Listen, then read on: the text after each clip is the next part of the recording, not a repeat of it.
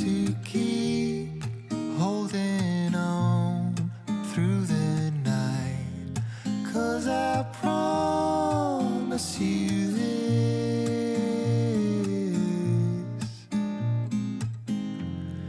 if you try to get some sleep. Hello and welcome back to the Essex Allotment Farm. If you don't know me or not familiar with my vlogs, my name's Alex and we are on my commercial market garden. This coming season, 2021, will serve up to 100 veg boxes through a CSA veg box scheme, as well as market gardens and some local chefs. So if you're interested in that kind of thing, please think about clicking the subscribe button and the bell button so you get notified. And then if you like the content of these vlogs, think about hitting the like button. Now that's all out of the way, the first thing I need to update you on is all myself and my family are well. This is vlog number 26. Number 25 was about what seeds I'll be sowing in January.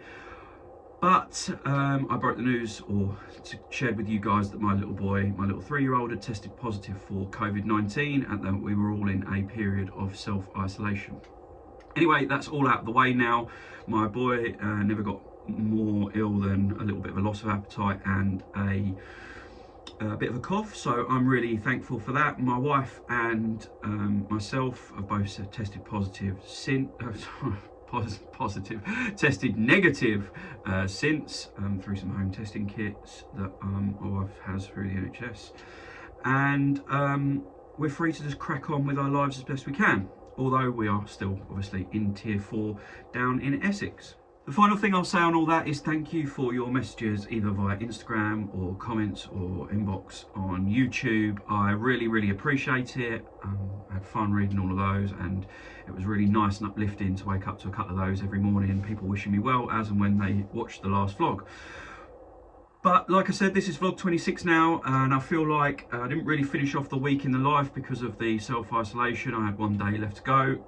So what I'm going to do is we're going to have a quick spin round in this vlog, the entire sort of farm that I've got so far.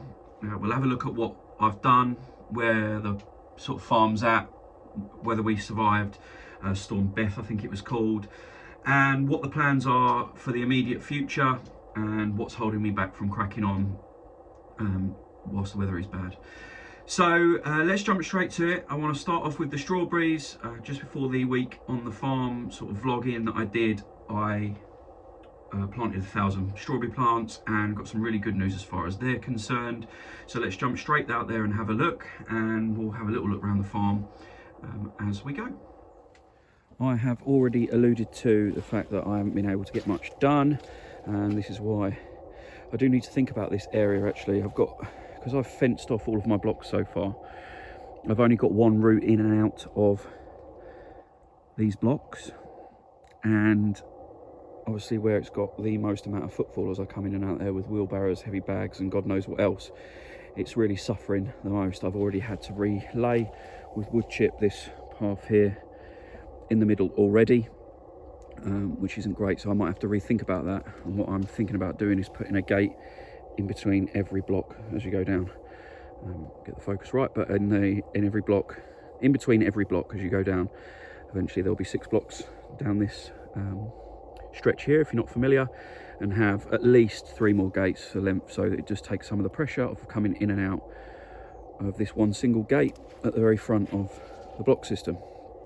In the summer I'm sure it'll be fine, but for now, for winter and for next winter, it needs some work. I've got this communal area now that's all wood chipped. It's looking a lot tidier. Again, that's work in progress.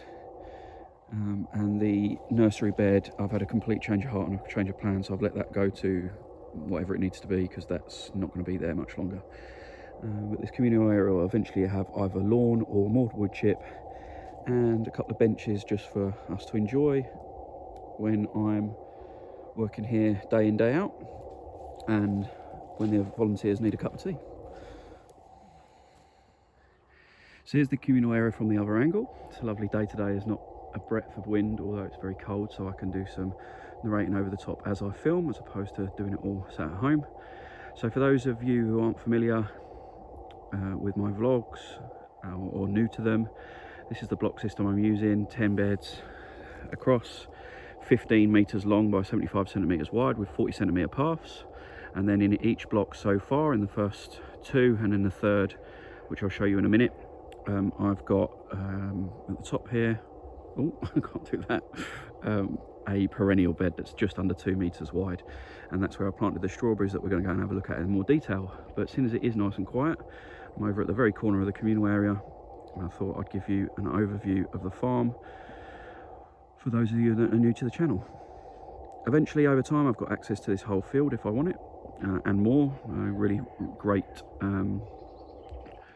what they called landlord that I'm leasing this land off, and each of these blocks are roughly 200 metres squared. Like I said, up here where the tarpaulin, where the big plastic is, and there's enough space for 2 more, and then past that is enough space for at least 1 more, possibly 2 more. And that's the plan, to work straight down in that line, and then maybe in season 2, if I need to extend and have more blocks, we'll start walking this way over into this field. But for now, we'll leave it as living grass. It's the best thing for it. I have named these beds, or these blocks and beds, just for planning purposes. So block A, block B, block C, block D, so on, and the beds start from the left hand side, like you'd read on, you know, read across the page. 1, 2, 3, 4, 5, 6, 7, 8, 9, 10. So you know, the first bed here I refer to as A1, and then in the second block it's obviously B1, and then that third one across it, you can see some broad beans coming up here. They are in A3, and so on and so forth. So when we come round and have a look around the farm in the future, that's the sort of thing that I'll be using to reference the you know, where we are in the field. It's the last look at the communal area, and we'll have a look at this right at the end of the vlog. That's the quick composting pile that's been neglected because I haven't been able to get up here for a couple of weeks to deal with it.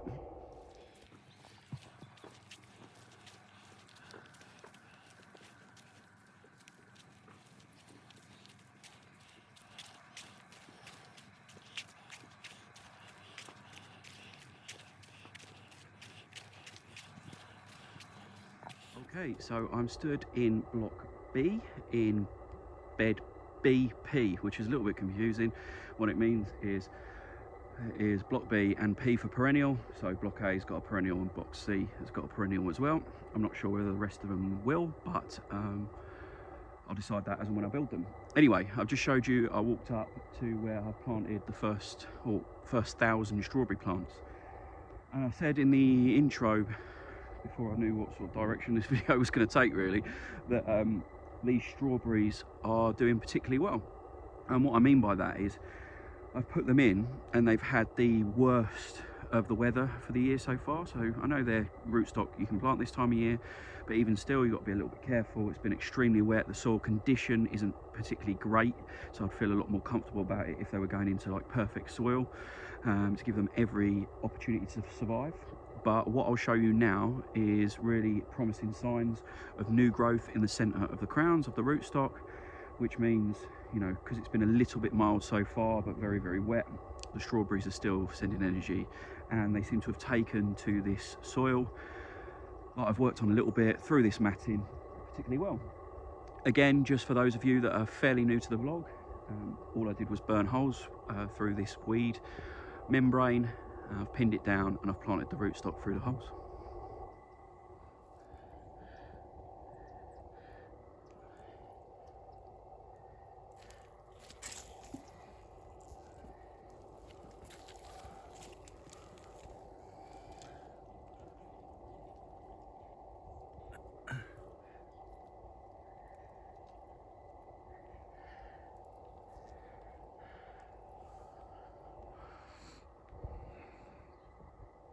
So I just jumped over to what will be, or has started to be formed as block C, CP, which is the perennial bed in block C.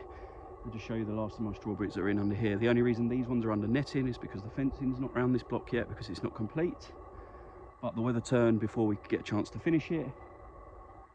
But these strawberries, as I'll show you just through the netting quickly, are doing just as well, if not a little bit better, and they're putting on new growth as well. So that's my 1,000 strawberry plants that I planted, and block A, B, C in the perennial beds, we're gonna have strawberries galore hopefully in the summer. just see a little bit of the new growth there.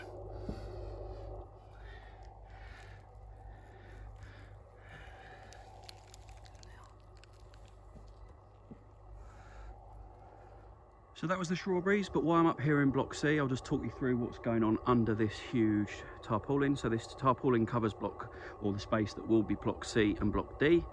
We started forming the beds in Block C before the weather turned, but to keep the weeds down and suppress the weeds in Block D, we've covered it in a massive, great big sheet of tarpaulin. This is 32 metres long that way, by 16 metres across, so plenty big enough for 2 blocks. And what I'll do is the first job, when I can get the tractor of manure and compost at the top end there back into the field, it's too wet at the moment, will be to shoot this up a block, so then it's the tarpaulin is covering Block D and E, get that right, and start, and we'll finish off forming the beds under Block C, if that makes sense. If you followed me, it makes sense to me, but I don't know if it makes sense to you guys. The other thing I've just done there is just pull back some of the tarpaulin between the matting and the actual tarpaulin itself, just to show you that it's working. It's extremely wet under there, but it's working. All those weeds are dying, so it should be relatively easy to improve the condition of that soil when the manure and compost trucks can get in the field to drop it off for me. So now we have got the perennials out the way, I'll just talk you through what's in Block A, show you how it's going, and Block B in a little bit more order so it's easier to follow. Just walked you back from Block C because it's all fenced off at the moment. You have to walk the long way round, and spotted a bit of damage to the fence, nothing major, staple gun that back together, but that's why it's good to just have a walk around sometimes, especially if you haven't been here for a couple of weeks or been to your allotment for a couple of weeks. And that looks, touch wood, to be the extent of the storm, so we've done pretty well. There's a couple of bits of matting that you might have spotted in the background that have moved off of empty beds slightly, but again, nothing major and nothing to be concerned about. So let's jump straight over into Block A and bed 1, and I'll talk you through what I've got in each of the beds, and I'll show you some of it, not everything, what's going well and what isn't going so well, and where my problems have already started. So here we are, Block A1, or bed A1 and A2. A1, they're a band, I think, if you're familiar with them. I don't think they were particularly good. I think they did a cover of Take On Me, which was about their only decent song I can remember. Anyway, chatting rubbish. So the first problem or issue that I've had is, you could probably see from these videos that I've got a slight camber from sort of like right to left, and the field drains sort of, as I pan round, sort of in that direction towards where the car is over there, if it just comes on screen, or where that chip pile is. Sort of drains off down there, and that's why that's the wettest part of the farm, and I'm struggling to get things into the field because of access. But it's actually shown to be a bit of an issue in Block A, so only Block A, in the sense that these first 2 beds were onion sets, which we've got brown in A1 and red in A2. Not only am I getting moss and a lot of weeds in these beds because they're the wettest by far, but you can see in the driest part of the beds the onion growth in both. Well, it's not as good with the reds, but there's still onion growth there at the top part of A1 and A2. But if I spin you around, some very good camera work, sorry, it's really patchy, and hardly anything's sort of germinated well in the bottom half of the beds, and they're the wettest part of the block that I've got so far. So I would suggest that is due to the onion sets rotting and not germinating because they're too wet and sat in moisture. I'll leave them for a few weeks, see if I have any luck, and see if they have a chance of catching them up. If not, I will have to sow onion seeds in as replacements as and when the weather starts getting a little bit better. So I really have learnt my first lesson, as I spin you back round, and know that this is going to be, I should have worked it out in the first place, sort of the wettest part of the farm, and that I need to put sort of water-loving crops, which onions aren't, in these beds. So even with my first products in the ground, I'm already learning the layout and the lie of this land. You'll have to forgive the amount of weeds that are in there. Obviously I haven't been up here for a couple of weeks, and prior to that it was soaking wet as well. So I've got some weeding work to do, but nothing major, all annuals, nothing that I can't get rid of. In A3 is broad beans and A4 is broad beans. A4 was planted much later than A3, that's why they haven't come up yet in the bed behind. But we've got the broad beans here, and again they seem to have germinated pretty well, but a little bit patchy all the way down. They don't seem to have suffered from the wetness of the bottom half of the block as much as the onions, so that's good news. And then if I climb over here, this is why I've designed these beds like this, only 75 centimetres wide, so you don't have to stand on the beds, but you can step across them, straddle them, etc, etc. I've got the peas that I planted a few vlogs ago undercover, purely from the birds, and they were transplanted from some seedlings I started in the potting shed, and they've taken really well, and I've got one really good row of peas under there ready for another row to join them very early spring to get a nice succession of peas. And what's great about these beds, I'll put some support up in the middle, grow peas either side of that support all the way down the length of the bed, and then I'll use the space in at the very edges of the bed to put a quick crop like radishes or spring onions or lettuce as and when the weather improves. So these next three beds that are sort of in my background, so that's 1, 2, 3, 4, 5, I'm still learning. So it's A6, A7 and A8. A6 with the red Russian kale, A7 with a mixture of all sorts, which we'll talk about in a minute, and A8 with lettuce were all put in as trial beds. They were one of the first set of crops that I put in over the farm, just to see what the growth was like, the quality of the soil was like, to give me some more indications on how things will grow. I don't need these crops for anything. I'm eating a little bit of it. Some of it's good, some of it's rubbish. It'll all come out by spring. It will be replaced with crops that I'll be selling next season. But the experiment's done really, really well, and I've learnt loads of things. So I know that spinach is going to be a challenge, so I've got to think about netting for the spinach, which I'll show you in a minute, because that's been attacked. I know at the very, very early stage with the lettuce, I had a cutworm problem, which again needs to be either rectified or thought about in a little bit more detail. And yeah, these trial beds have served really, really well. The only reason I haven't taken them out is living roots is better than plastic cover, so I'm happy for them to just die back or do their thing over winter, give me more indications of how growing is on the farm, and continue to break up and serve as a sort of microbial activity in the roots under the soil. And then what I'll do is I'll just come and cut it all down, leave the root systems in for food, but cut it all down and recompost, fertilise, and replant in these in probably early spring or whenever I need the beds. So let me just show you what's in there, just if you're interested, very quickly, and then we'll jump on to some more product that's in the ground ready for actually selling next year. So as I said, A6 is all red Russian kale, and it's suffered a little bit from flea beetle, but it's doing okay. They're all small plants, they went in very late. It's very weedy, really weedy. But that's a whole bed of red Russian kale, that's fine. I'm picking the odd leaves here and there. And then in this next bed, which was, what did I say? Oh God, I've got to get better at this. 1, 2, 3, 4, 5, 6, 7. A7 is a mixture of all sorts. So we've got a little bit of red oak leaf lettuce at the beginning here, which I've had a picking of, and it tastes lovely and it's doing fine outside uncovered. We've got chard that I think is falling foul to the birds a little bit. There's a few peck marks or marks on the chard, but again, as far as growing, especially for this time of the year and how late I put it in, it's doing particularly well. Beetroots just sort of sitting dormant really. They've got a little bit of growth on them, a little bit of bulbing up, but nothing major. Again, I'll just leave them in. More beetroot up here, slightly different variety. I can't remember off the top of my head what they are, but I'll have a look. This is the spinach that I was talking about. So you can see that whatever it is that's eating this is taking a real liking to the spinach. Again, it's just a trial crop, it's not important. And then radishes, which I got loads from, loads and loads, towards the end of this sort of summer. They're just in there as a cover crop more than anything. Most of them have started to bolt. As you can see with this one, they're not edible.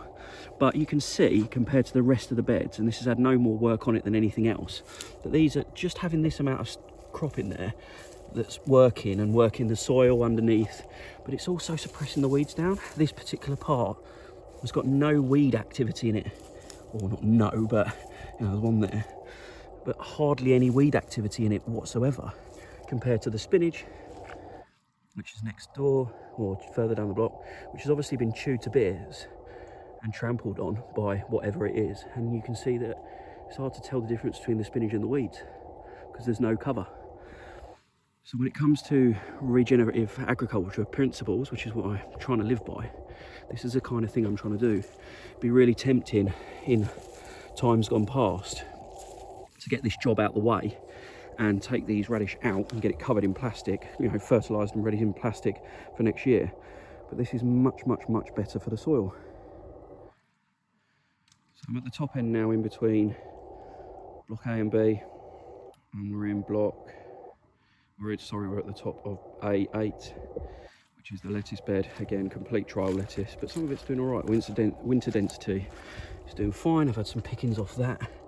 The middle leaves are quite cool. Some of it's not doing great. It's not covered, so I don't expect it to be doing fantastic. But the centre leaves are nice. The regrowth is nice. As you see, I've had a couple out here, out there. Again, this is all just dead stock, but the same principle of the radish. It's keeping the weeds down nicely, especially where it's nice and dense, like here where I haven't picked so much. It's keeping the weeds down to a certain extent, and it's dealing with the soil activity underneath the ground and, you know, creating more microorganism behaviour under the soil surface ready for next year. So all this is about improving the soil and learning for next season. I'll just zoom down, sorry my camera work isn't great. There is some good lettuce there though. Pickable and edible, definitely. At the bottom of A9 we've got this little patch of carrots that were sown ridiculously late. I can't remember off the top of my head when they were sown, but you have seen from the very first sort of pictures on this vlog, they were the ones that I was washing at the beginning. Again, complete trial, working really well, getting baby carrots from them. And again, they'll just stay in there, they can go dormant, and then I'll try and pick a few baby carrots before they go to seed next season. So they'll be absolutely fine. I won't be covering them, I won't be doing anything special. If they work, they work. If they don't, they don't. At this stage, I don't need the crops. I'm going to do you some close-up shots, but it's hard because it's very hard to see. But in A10 is the first of my 4 garlic beds that are housing 1,900 garlic cloves.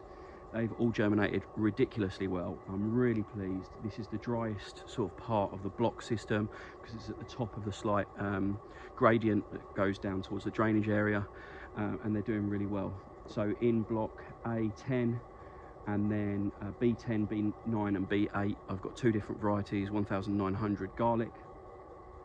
And then that's everything that I've got growing, apart from a few field beans that haven't done particularly well in block B.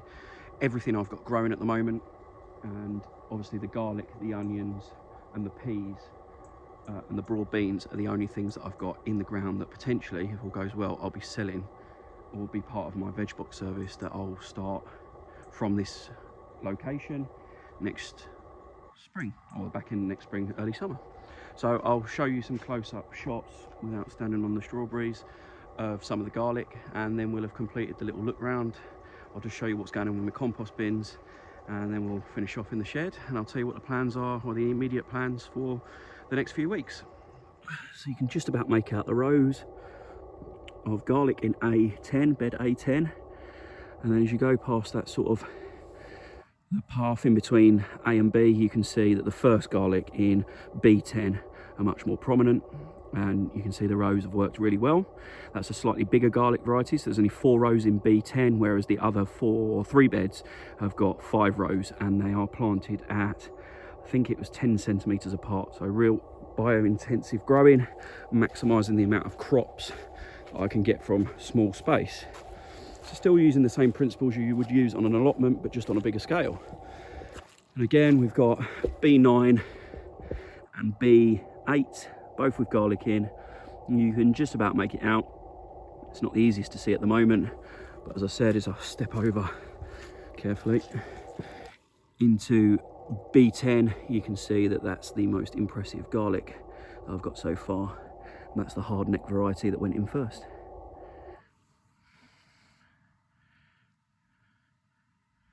Yes, again, in true Essex style, it started tipping it down with rain again just as I was about to start filming the compost heap, so we'll save that for another vlog. This one's probably getting long enough as it is. And there's a lot of me talking, so I'll just finish off. I'm back in the shed, overlooking Block A and Block B, and just talk to you about the plans for the immediate future. So the huge task that I've got ahead of me, as soon as the weather sort of cheers up, is to continue with Block C, build Block D and Block E. You know, I need to get those done and out the way before I'm even start sowing seeds in bulk, because it's just a job, and a big job, that I need out the way and done and dusted. And then I can think about blocks if I need any more. You know, isn't such a huge job. You know, I can do a block over a weekend, especially with a little bit of help, which I've had through volunteers before, and I'll certainly be looking for volunteers as the weather starts to cheer up and it gets drier down here, and as we continue to build the farm. But yeah, they're the immediate things I need to get done, and I'd be doing it now. I'm not a fair weather gardener. It's just, as I've just said, and I've said earlier in the vlog, the wettest part of the access point to this field is the wettest part of the field, and it's where all the water's draining off. Now, usually that wouldn't be a problem. You know, we're talking about tractors and tippers from local farms bringing me manure, cow manure, horse manure, compost, things like that. It wouldn't be a problem. But I am only leasing here. I don't want to completely churn it up and make it look like an eyesore, and it's, as much as I want to get it done, I have still got a couple of months to get it done. And as I said, I can get with a couple of volunteers, or, you know, roping some of my family in a post-COVID world or a post-tier 4 lockdown world, I can get a block done a weekend. So it's only, or a couple of days, so I could do a couple of blocks in a week quite easily. And yeah, so that's the immediate plans, but getting that bulk materials in here to get that done is the biggest issue. Certainly the wood chipper, just being what is effectively a converted van that takes all the wood chippings away, can't get into the field, and I don't want any more drops off at this end, and we have to barrow it, barrow by barrow, you know, up to the other end of this acre field. So that's the immediate plans, and obviously January for many down south is the time to start sowing long season crops. So I did a previous video on what I'll be sowing in January, and although that'll probably be away from the farm, I'll do that in heated propagators and stuff in sort of like my converted unit I've got where I do microgreens, which I'll show you at a later date. It still will take up some of my time. You know, the seeds arrived over the Christmas period, so they're there, they're ready to go. 1st of January I'll start sowing some of those crops that I talked about in the other video. And it will take time. They're in large quantities, you know, 50 seeds of variety, 3 varieties of certain crops like aubergines and chilies and bits like that. And yeah, I can't wait to get cracking, but they're the jobs that I need to get done and dusted immediately. Obviously then, once the blocks are built, it takes me a couple of days to then fence it. Obviously I can't plant anything in those blocks that deer would like, or rabbits would like, or stuff like that, even at this time of year, because it's remaining quite mild. In those blocks until it's fenced off, and it just gives me that little bit of protection, which seems to be working okay so far, touch wood. So yeah, that video is pretty much it. It's getting on for 30 minutes, I think, when I looked last, as I've done some editing as I've gone round. I really appreciate, like I said, all the messages, all the help and support, all the comments and everything that I've had on my videos and vlogs so far, this being vlog number 26 that I've done at this new site. It's really helpful. It's certainly helped me through the lockdown period. The volunteering and stuff as it ramps up is just immeasurably, what am I trying to say here? It's just great. It makes things go immeasurably quicker on the farm with a few hands here and there. And so hopefully I'll be able to do a lot more of that, as I said, as COVID sort of starts to relax a little bit and the new year and the new weather starts to appear. So the final thing that I want to do, because this will probably be out just before New Year, is wish you a super duper New Year. Please enjoy it with your household, and you know, if you're different parts of the world in different countries, enjoy it as any which way you can. But from me, thank you so much for all your support in the second half of this year, and I look forward to 2021 and sharing this entire crazy, amazing journey that I've embarked on with you. So thanks again for watching, and if you enjoyed it in any way, shape or form, please hit the like button. Have a great new year and stay safe.